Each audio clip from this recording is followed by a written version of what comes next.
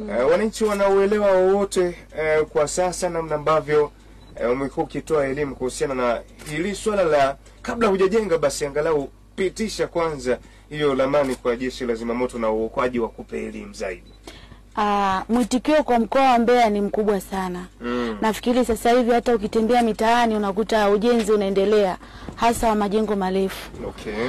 Watu wengi wakazi wa Mbeya wamekuwa na elimu hii ya kinga na tahadhari dhidi ya majanga ya moto, hasa katika swala zima la ukaguzi wa ramani.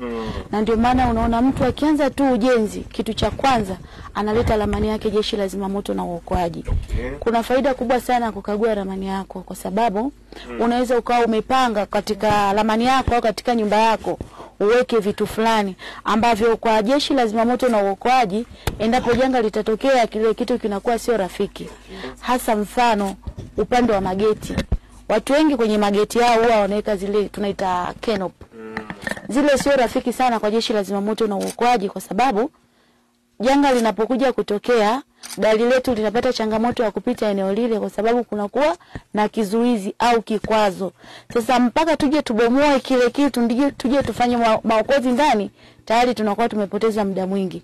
Na ndio maana tunawashauri ramani zenu zote ziletwe Jeshi la Zimamoto na uokoaji, lakini pia wengi wamekuwa wanavifikia vile visima vyetu vya kuhifadhia maji. Kwa maana kwamba zile fire hydrant labda inakuwa nje ya nyumba ya mtu. Sasa yule mtu anapokuwa anaweka labda ule wigo, anaiwekea na ile fire hydrant yetu ndani. Kwa akileta ile ramani yake tukikagua, basi tutamwambia eneo hili hapa usifanye 1 2 3. Lakini kwa mkoa wa Mbeya mwitikio ni mkubwa na ndio maana hatujapata changamoto yoyote hasa kwa upande wa majengo.